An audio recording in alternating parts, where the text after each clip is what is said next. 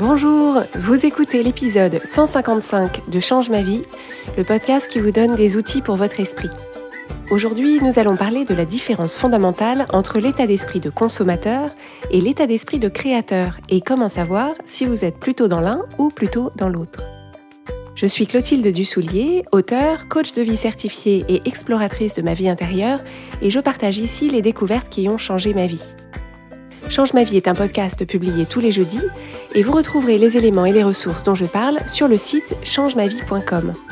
Abonnez-vous au podcast sur la plateforme de votre choix pour ne pas manquer les nouveaux épisodes chaque semaine. Si vous aimez ce podcast, une excellente façon de le soutenir est de laisser un avis 5 étoiles sur Apple Podcast ou sur la plateforme que vous préférez. Ça permettra à d'autres de le découvrir plus facilement. J'aimerais cette semaine remercier quelqu'un qui signe Luffy, L-U-2-F-Y, qui dit « Merci beaucoup pour votre podcast, il est tellement apaisant pour mon esprit lorsqu'il s'agite un peu trop. Un bienfait naturel qui change réellement la vie, je recommande chaudement. » Merci beaucoup Luffy pour votre commentaire. Dans l'épisode de cette semaine, je voudrais qu'on aborde ensemble la différence fondamentale entre l'état d'esprit de consommateur ou de consommatrice et l'état d'esprit de créateur ou de créatrice.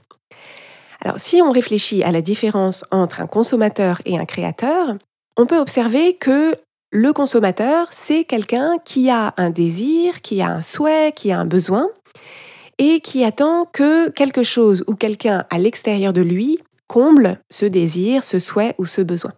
Donc, le consommateur regarde ce qui est disponible, regarde ce qui lui est proposé et si ça lui convient, il va consommer ce qui lui est proposé, donc pour combler son désir, son souhait ou son besoin.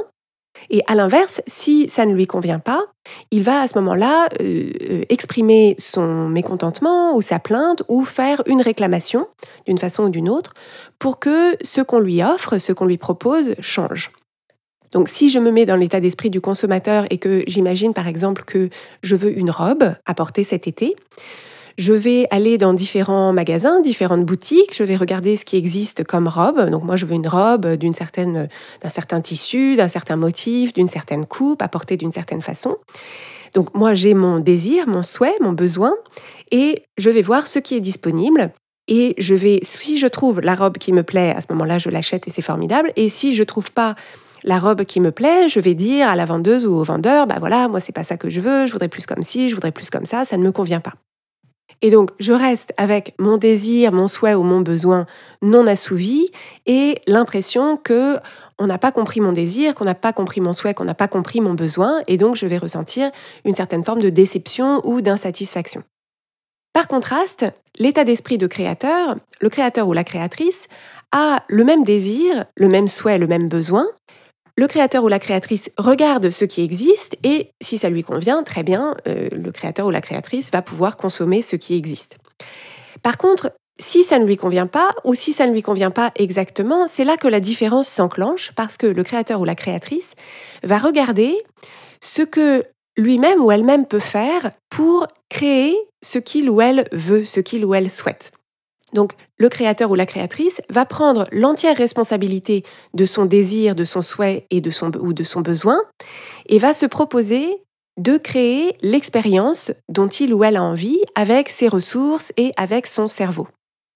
Si on se replace dans l'exemple de la robe que j'évoquais tout à l'heure, donc on a la même personne, j'ai supposé que c'était une femme qui veut la même robe, qui souhaite la même robe avec le même genre de tissu, le même genre de coupe, la même façon d'être portée, qui va voir ce qui existe dans les boutiques ou sur Internet et qui constate que la robe de ses rêves n'existe pas à l'extérieur d'elle-même, à ce moment-là, l'état d'esprit de créateur ou de créatrice va lui permettre de se dire « Je n'ai pas trouvé exactement ce que je voulais, mais par contre, j'ai identifié que cette robe-là ressemble et j'identifie que si je la raccourcis ou si j'enlève les manches ou si je rajoute un bouton ou si je change la forme du décolleté, à ce moment-là, ça deviendra la robe que je souhaitais. Donc, est-ce qu'il existe quelque part quelque chose que je peux modifier pour que ça corresponde à ce que je veux?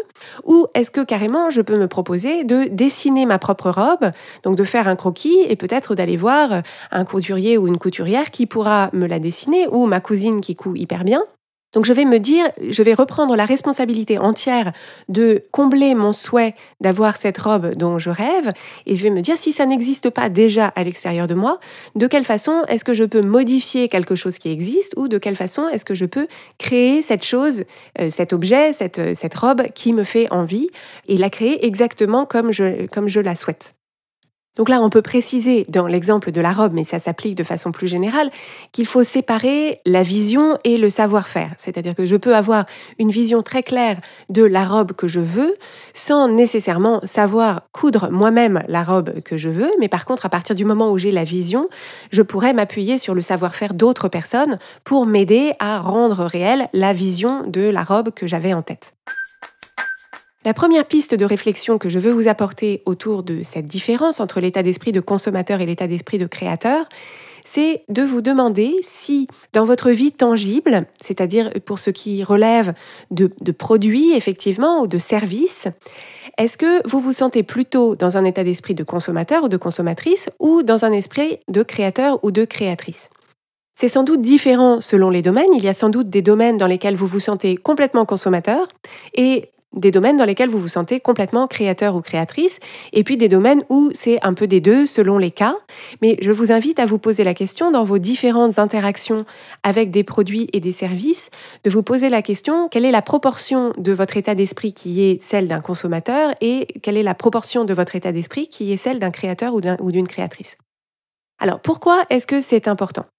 C'est important parce que le fait d'avoir accès à l'état d'esprit de créateur ou de créatrice vous donne beaucoup plus de chances d'obtenir ce que vous voulez. Si vous avez la capacité à consommer ce qui est disponible quand ce que vous voulez existe déjà, vous aurez à ce moment-là ce que vous voulez. Mais si vous avez la capacité et la compétence, lorsque ça n'existe pas à l'extérieur de vous, de prendre la responsabilité de combler votre souhait, votre besoin, votre envie, à ce moment-là, vous avez accès à beaucoup plus de choix et beaucoup plus de possibilités. Par ailleurs, le fait d'adopter, dans certaines circonstances, un état d'esprit de créateur ou de créatrice va demander beaucoup plus de vous, va vous demander de déployer toutes vos ressources, toute votre ingéniosité, toute votre capacité de réflexion et d'imagination.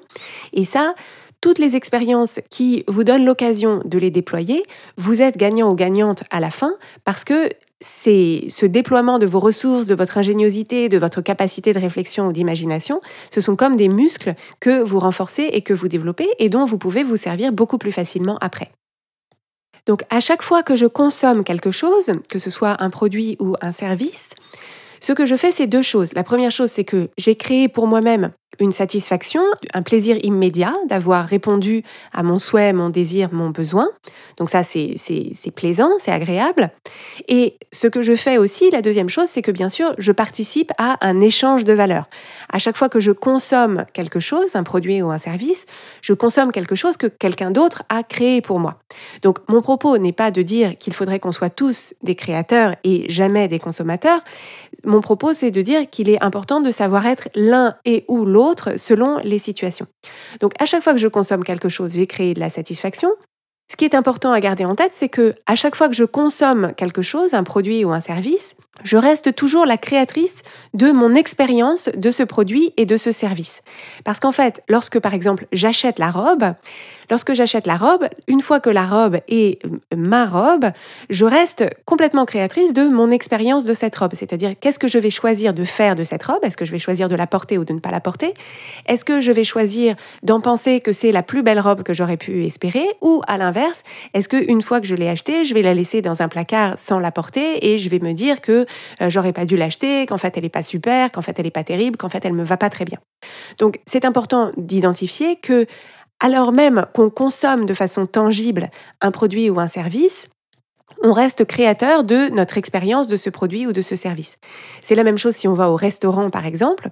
On est consommateur de ce que la cuisine fabrique et de ce que le serveur ou la serveuse nous apporte à table. On est complètement créateur ou créatrice de notre expérience de ce repas dans ce restaurant, quand on pourra retourner au restaurant. Et c'est pour ça qu'on peut voir que deux personnes qui mangent exactement la même chose dans le même restaurant n'ont pas du tout la même expérience de ce même repas et de ce même lieu. Et ça, c'est important de le garder en tête parce qu'il peut arriver, et c'est d'ailleurs fréquent, qu'on soit dans une posture extérieurement de consommateur, c'est-à-dire je suis en train de consommer un produit ou un service qui est proposé par quelqu'un d'autre, mais si dans mon esprit, je rends l'autre personne responsable de mon expérience de ce produit ou de ce service, je me trompe de responsable parce que un produit ou un service, même de grande qualité, a besoin que moi je prenne la responsabilité de ma propre expérience pour l'apprécier et pour en profiter.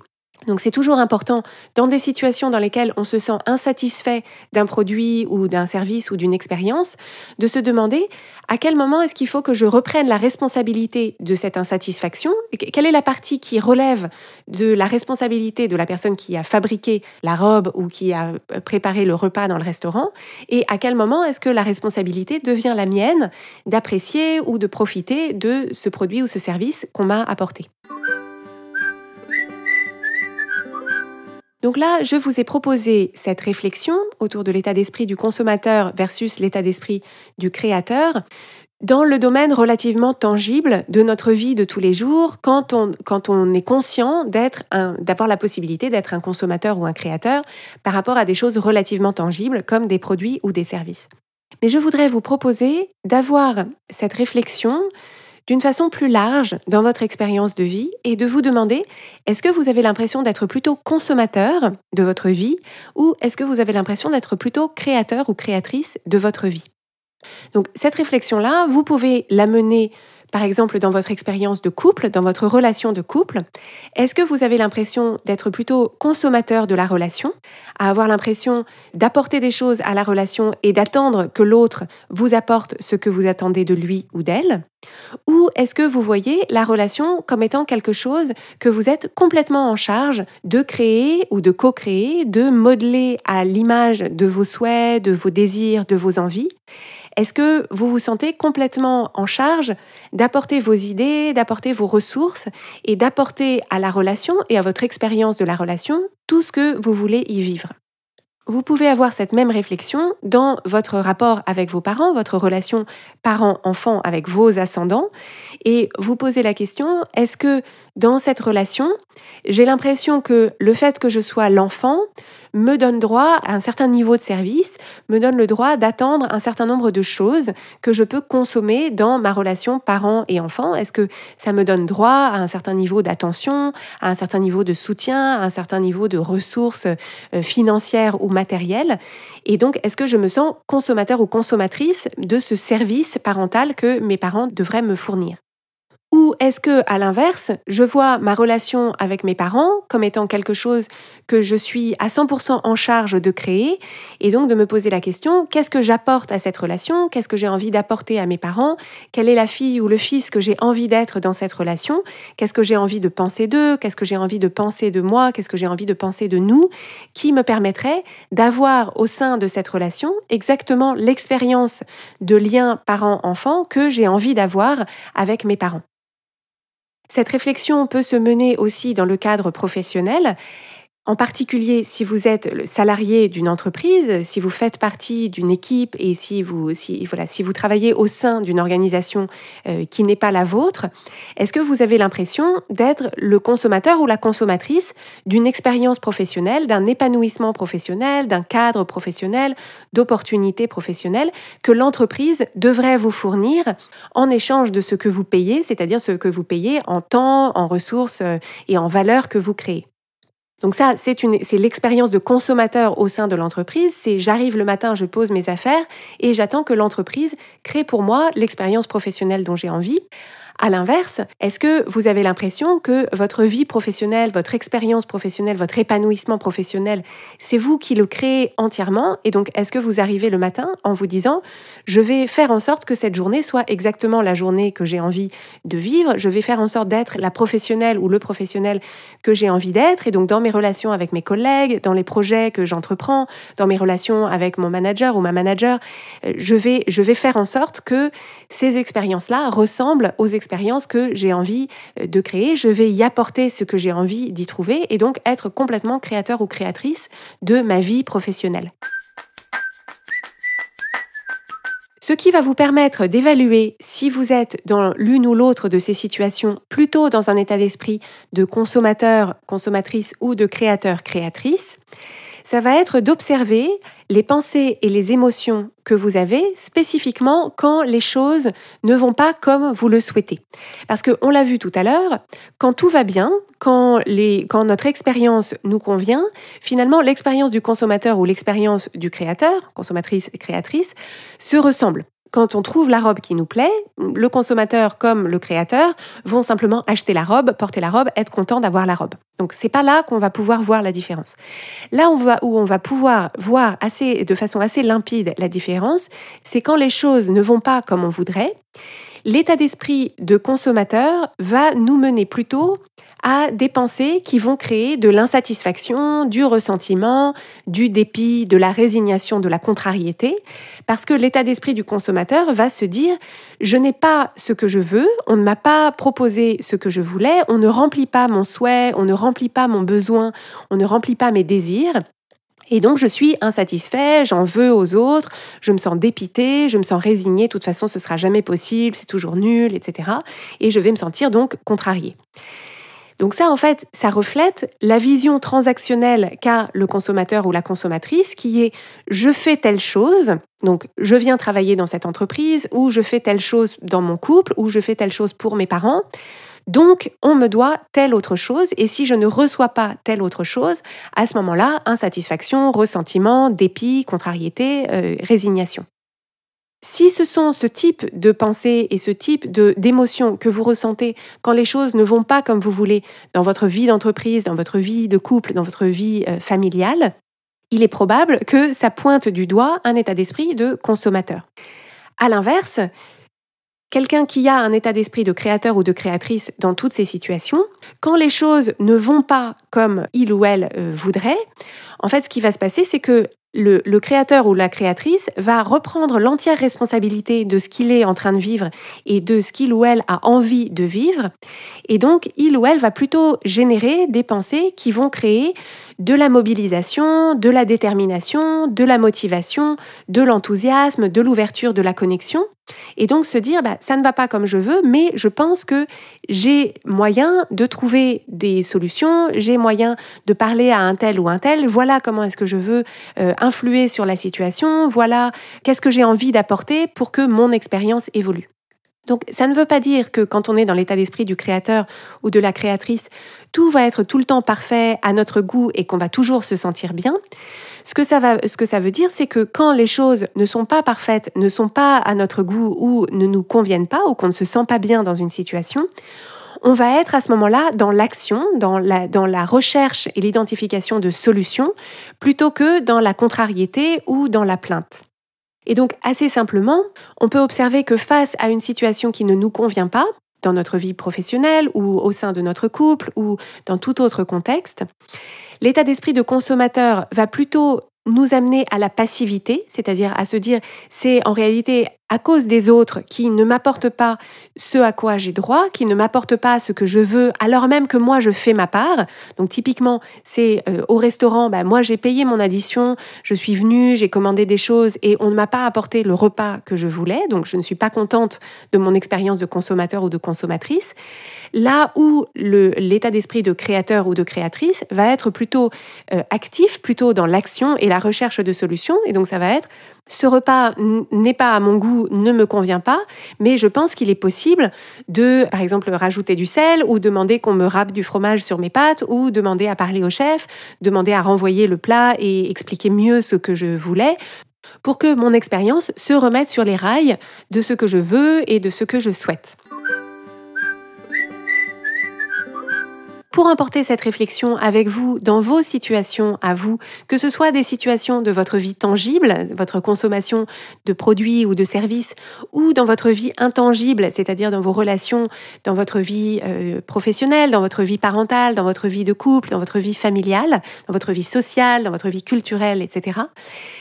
La bonne question à vous poser, c'est dans des situations qui ne vous satisfont pas, dans des situations qui ne tournent pas comme vous auriez voulu, si vous vous sentiez à 100% responsable de faire évoluer la situation à l'image de ce qui vous plairait plus, de ce que vous souhaitiez ou de ce que vous avez envie de vivre.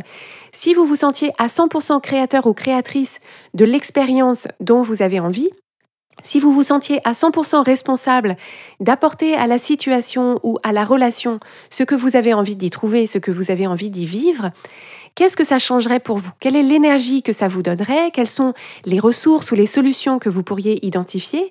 Qu'est-ce que vous feriez? Quel levier de changement est-ce que vous actionneriez? Et vous verrez que cet état d'esprit du créateur ou de la créatrice demande plus de vous, c'est plus exigeant d'être dans cet état d'esprit-là que dans l'état d'esprit du consommateur ou de la consommatrice, mais vous allez voir aussi que dans l'action, dans le fait de se dire « je suis le créateur ou la créatrice de mon expérience de vie en général », on y trouve beaucoup plus de satisfaction, beaucoup plus de vitalité, beaucoup plus d'énergie, et c'est pour ça qu'on est au final à 100% gagnant. Si vous aimez Change ma vie, vous allez adorer Change ma vie mode d'emploi. Change ma vie mode d'emploi, c'est le programme de coaching qui va vous donner des ailes pour atteindre tous vos objectifs de vie. Grâce à notre méthodologie unique, nous allons vous guider pas à pas pour développer la vision riche et vivante de ce que vous voulez.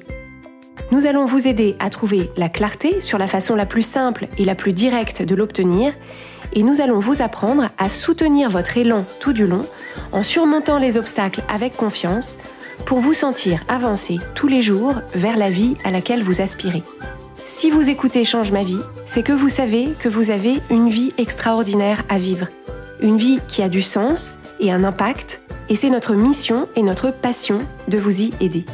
Je vous donne donc rendez-vous dès aujourd'hui sur changemavie.com/coaching pour avoir toutes les informations.